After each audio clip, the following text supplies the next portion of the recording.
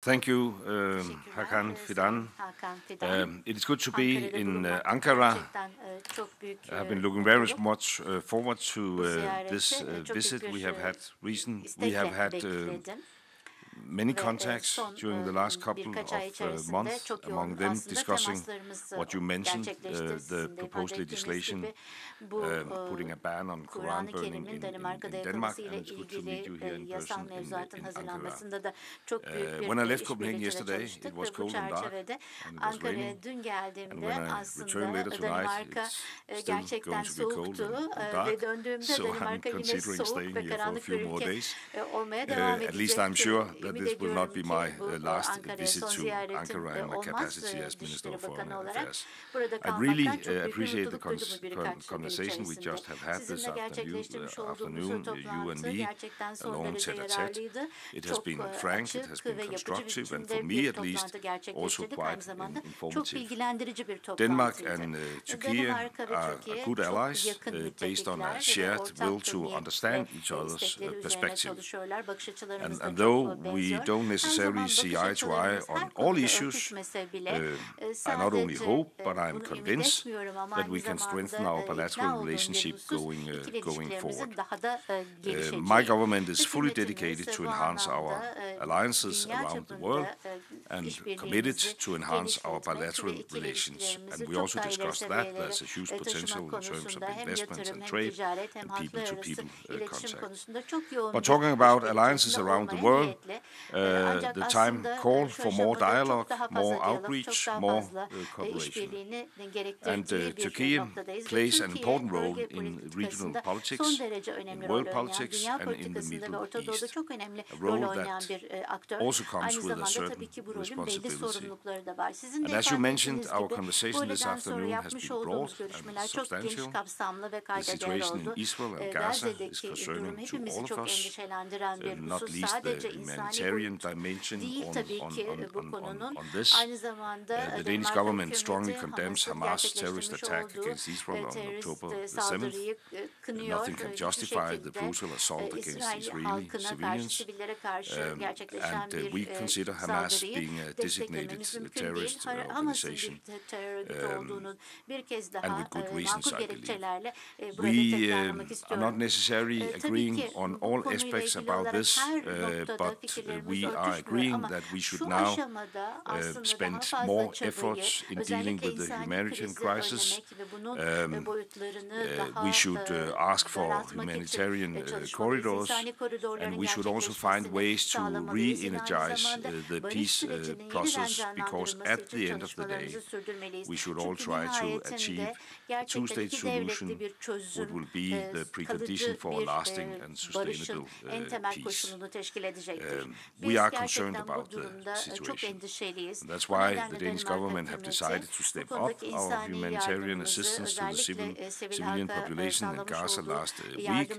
That's why we are satisfied that the European Union has tripled its humanitarian assistance, and that's why I am pleased that the European leaders, as late as yesterday evening, emphasized all this and also called for a peace summit in a foreseeable future.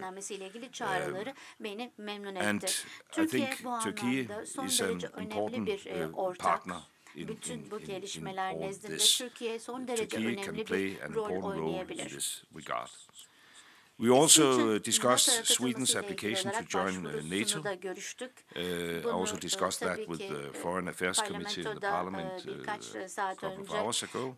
It is definitely positive that President Erdogan a few days ago sent the accession protocol to the Grand National Assembly. We now count on the Assembly for a swift process. Sweden is ready to join NATO and has been so far long, and I look forward to welcoming Sweden, which is our neighboring country, as full NATO member very soon. That will boost security in all corners of the alliance. Russia's war against Ukraine was also top on our agenda. Denmark is unwavering in our support to Ukraine. We must do all we can to help Ukraine liberate its territory and stop Russia's war of aggression. Russia's aggressions and actions have not only affected Ukraine, they have also had global consequences for energy and food security. And I want to commend Turkey for the role you have played in terms of the Black Sea grain initiative. That's a prime example of the important role Turkey can play. And we need to work strongly on these issues. And I must say, and I'm convinced, and even more after our talk today, that I count on Turkey to continue to use its influence to find constructive solutions. So thank you once again for seeing me here in Ankara, Hakan. I look forward to continuing our talks later today and in the future. Thank you very much. Ben de Sayın Bakan'ın açıklamalar için kendilerine çok teşekkür ediyorum. Gerçekten çok verimli bir görüş alışverişi yaptığımızı kendileri de ifade ettiler. Bu terörle ilgili yorumlarımızda farklılıklar var. Bizim terör örgütü olarak tanıdığımız YPG ve FETÖ'yü yani başka ülkelerde terör örgütü olarak tanımamakta.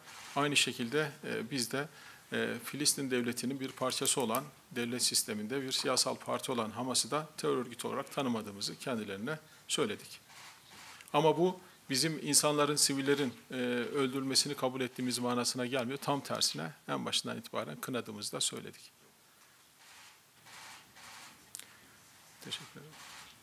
Thank you. Thank you.